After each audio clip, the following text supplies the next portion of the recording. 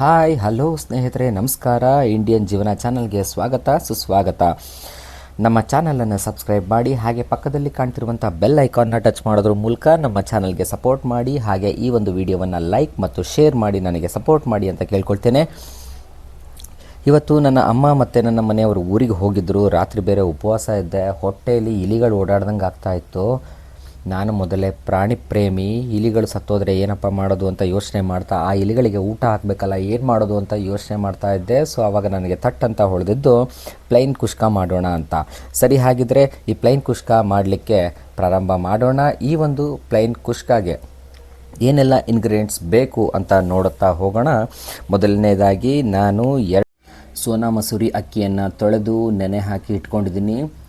ಅದರ ಜೊತೆಯಲ್ಲಿ ಸ್ವಲ್ಪ ಅಚ್ಚ ಖಾರದ ಪುಡಿ, ಹಾಗೆ ಸ್ವಲ್ಪ ಗರಂ ಮಸಾಲ. ಈ ಎರಡೂ ಮಸಾಲೆಗಳು ಮೋದಿ ಕೇರ್ನವರ ಸೌಲ್ ಫ್ಲೇವರ್ಸ್ನವ್ರದ್ದು. ಜೊತೆಯಲ್ಲಿ 4 ಹಸಿಮೆಣಸಿನಕಾಯಿಗಳು, ಹಾಗೆ ಕೊತ್ತಂಬರಿ ಮತ್ತು ಪುದೀನ ಸೊಪ್ಪನ್ನು ಕಟ್ ಮಾಡಿ ರೆಡಿ ಮಾಡಿ ಇಟ್ಕೊಂಡಿದ್ದೀನಿ. ಜೊತೆಯಲ್ಲಿ ಒಂದು ಟೊಮೊಟೊವನ್ನು ಉದ್ದಗ ಹೆಚ್ಚಿಕೊಂಡು ರೆಡಿ ಮಾಡಿ ಇಟ್ಕೊಂಡಿದ್ದೀನಿ. ಅದರ ಜೊತೆಯಲ್ಲಿ 2 ಈರುಳ್ಳಿಯನ್ನು ಉದ್ದುದ್ದ ಕಟ್ ಮಾಡಿ ಇಟ್ಕೊಂಡಿದ್ದೀನಿ.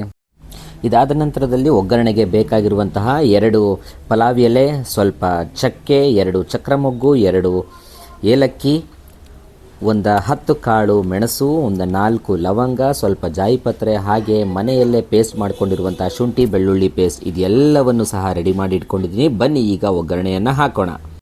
ನಾನು ಇವತ್ತು ಈ ಪ್ಲೈನ್ ಕುಷ್ಕವನ್ನು ಕುಕ್ಕರ್ನಲ್ಲಿ ಮಾಡ್ತಾ ಇರೋದ್ರಿಂದ ಕುಕ್ಕರನ್ನು ಸ್ಟವ್ ಮೇಲೆ ಇಡ್ತಾ ಇದ್ದೀನಿ. ಅದು ಸ್ವಲ್ಪ ಬಿಸಿಯಾದ ನಂತರದಲ್ಲಿ ಸಾಮಾನ್ಯವಾಗಿ ನಮ್ಮ ಮನೆಯಲ್ಲಿ ಬಳಸ್ತಾ ಇರುವಂತಹ ವರ್ಜಿನ್ ಕೋಕೋನಟ್ ಆಯಿಲ್, ಇದನ್ನು ಒಂದು 4 ರಿಂದ 5 ಸ್ಪೂನ್ ಕುಕ್ಕರ್ಗೆ ಹಾಕ್ತಾ ಇದ್ದೀನಿ. ಈ ವರ್ಜಿನ್ ಕೋಕೋನಟ್ ಆಯಿಲನ್ನು ಆದಷ್ಟು ಬೆಳಗ್ಗೆ ಎದ್ದ ತಕ್ಷಣ 1 ರಿಂದ 2 ಸ್ಪೂನ್ ಕುಡಿಯೋದ್ರ ಮೂಲಕ ನಮ್ಮ ಆರೋಗ್ಯವನ್ನು ತುಂಬ ಚೆನ್ನಾಗೇ ಕಾಪಾಡ್ಕೊಳ್ಬೋದು. ಹಾಗಾಗಿ ಯಾರಿಗಾದರೂ ಈ ವರ್ಜಿನ್ ಕೋಕೋನಟ್ ಆಯಿಲನ್ನು ಸಿಕ್ಕಿದ್ರೆ ಪ್ರತಿದಿನ 1 ಚಮಚ ವರ್ಜಿನ್ ಕೋಕೋನಟ್ ಆಯಿಲನ್ನು ಹಸಿಯಾಗಿ ಸೇವನೆ ಮಾಡಿದರೆ ನಿಮ್ಮ ಆರೋಗ್ಯ, ನಿಮ್ಮ ಜಾಯಿಂಟ್ಗಳು ತುಂಬ ಚೆನ್ನಾಗಿರುತ್ತೆ ಅಂತ ಹೇಳ್ತಾ, ಈಗ ಈ ಎಣ್ಣೆ ಕಾದ ನಂತರದಲ್ಲಿ ಮಸಾಲೆಗೆಂದು ತೆಗೆದುಕೊಂಡು ಇಟ್ಕೊಂಡಿರುವಂತಹ ಪಲಾವ್ ಎಲೆ, ಚಕ್ಕೆ, ಲವಂಗ, ಏಲಕ್ಕಿ, ಇದೆಲ್ಲವನ್ನು ಸಹ ಕಾದಿರುವಂತಹ ಕುಕ್ಕರ್ಗೆ ಹಾಕೋಣ.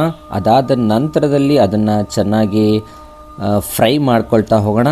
ಫ್ರೈ ಆದ ನಂತರದಲ್ಲಿ ಇದಕ್ಕೆ ಈಗ ಮೈನ್ ಇಂಗ್ರೀಡಿಯೆಂಟ್ಸ್ ಆದಂತಹ ಈರುಳ್ಳಿಯನ್ನು ಸೇರಿಸಲಿಕ್ಕೆ ಪ್ರಾರಂಭಿಸೋಣ.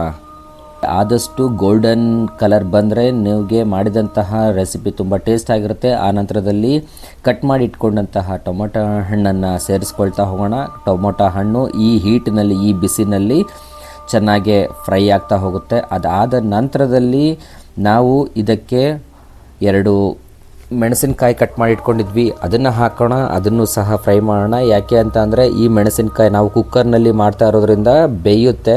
ವಿಷಲ್ ಆದಾಗ ಈ ಮೆಣಸಿನಕಾಯಿ ತುಂಬ ಚೆನ್ನಾಗಿ ಬೆಂದು ಹೋಗುತ್ತೆ. ಸೊ ಹಾಗಾಗಿ ಈ ಹಂತದಲ್ಲಿ ನಾವು ಮೆಣಸಿನಕಾಯನ್ನು ಹಾಕ್ಕೊಳ್ತಾ ಇದ್ದೀವಿ. ಅದಾದ ನಂತರದಲ್ಲಿ ಈಗಾಗಲೇ ತೊಳೆದು ಕಟ್ ಮಾಡಿ ಇಟ್ಕೊಂಡಿರುವಂತಹ ಕೊತ್ತಂಬರಿ ಸೊಪ್ಪು ಹಾಗೆ ಪುದೀನ ಸೊಪ್ಪನ್ನು ಈ ಟೈಮ್ನಲ್ಲಿ ಹಾಕ್ಕೊಂಡು ಅದು ಸಹ ಹಸಿ ವಾಸನೆ ಹೋಗುವ ತನಕ ಚೆನ್ನಾಗಿ ಫ್ರೈ ಮಾಡ್ತಾ ಹೋಗೋಣ. ಈ ಸಮಯದಲ್ಲಿ ನಾವು ನಮ್ಮ ಮನೆಯಲ್ಲೇ ಕುಟ್ಟಿ ರೆಡಿ ಮಾಡ್ಕೊಂಡಿರುವಂತಹ ಶುಂಠಿ ಬೆಳ್ಳುಳ್ಳಿ ಪೇಸ್ಟನ್ನು ಹಾಕೋಣ. ಆದಷ್ಟು ಶುಂಠಿ ಬೆಳ್ಳುಳ್ಳಿ ಪೇಸ್ಟ್ ಹೆಚ್ಚಿದ್ದಷ್ಟು ತುಂಬಾ ಒಳ್ಳೆಯದು. ಅದು ಮಸಾಲೆ ಐಟಮ್ ಹೋಗೋವರೆಗೆ, ಮಸಾಲೆಯ ವಾಸನೆ ಹೋಗೋವರೆಗೆ ಅದು ಚೆನ್ನಾಗಿ ಫ್ರೈ ಮಾಡೋಣ. ನಮ್ಮ ಆರೋಗ್ಯದ ಮೇಲೆ ಒಳ್ಳೆಯ ಪರಿಣಾಮವನ್ನು ಬೀರುತ್ತೆ ಅಂತ ಹೇಳ್ತಾ, ಈಗ ನಾವು ರೆಡಿ ಇಟ್ಕೊಂಡಿರುವಂತಹ ಮೊಸರನ್ನು ಹಾಕ್ಕೊಳ್ಳೋಣ. ಮೊಸರನ್ನು ಹಾಕ್ಕೊಳ್ಳುವಂತಹ ಸಮಯದಲ್ಲಿ ನಾವು ಸ್ಟವ್ನ ಫ್ಲೇಮನ್ನು ಕಡಿಮೆ ಮಾಡಿಕೊಂಡಿದ್ರೆ ತುಂಬ ಒಳ್ಳೆಯದು.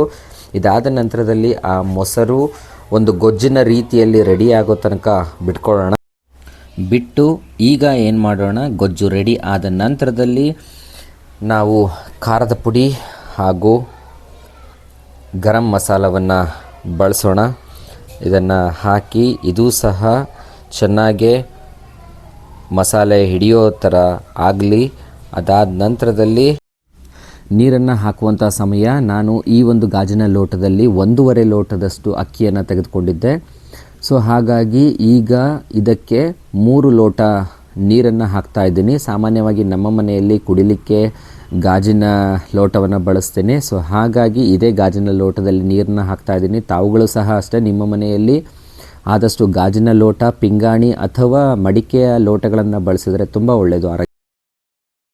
ನೀರು ಕುದಿ ಬಂದ ನಂತರದಲ್ಲಿ ಈಗಾಗಲೇ ತೊಳೆದು ರೆಡಿ ಮಾಡಿ ಇಟ್ಕೊಂಡಿರುವಂತಹ ಸೋನಾ ಮಸೂರಿ ಅಕ್ಕಿಯನ್ನು ಹಾಕ್ತಾ ಇದ್ದೀನಿ. ಯಾರಿಗೆಲ್ಲ ಬಾಸುಮತಿ ಅಕ್ಕಿ ಇಷ್ಟ ಆಗುತ್ತೆ ಅವರು ಬಾಸುಮತಿ ಅಕ್ಕಿಯನ್ನು ಬಳಸ್ಬೋದು. ಅದರ ಸ್ಮೆಲ್ನಿಂದ ಇನ್ನೂ ಚೆನ್ನಾಗಿ ಟೇಸ್ಟ್ ಅಂತ ಅನಿಸುತ್ತೆ.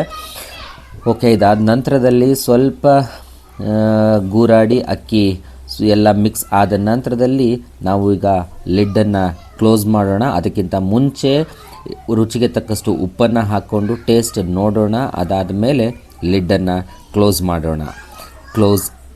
ಈಗ ಪ್ರೆಷರ್ ಹೋಗಿದೆ, ನೋಡೋಣ ಹೇಗೆ ರೆಡಿಯಾಗಿದೆ ನಮ್ಮ ವೆಜ್ ಕುಷ್ಕ. ವಾವ್, ಸೂಪರಾಗಿ ರೆಡಿಯಾಗಿದೆ. ಈಗ ಇದನ್ನು ಒಂದು ಸರಿ ಮಿಕ್ಸ್ ಮಾಡಿಕೊಂಡು ಸರ್ವಿಸ್ ಪ್ಲೇಟ್ಗೆ ಹಾಕೋಣ, ತಿನ್ನೋಣ.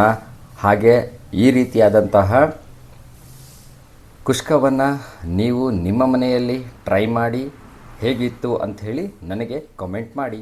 Thank you.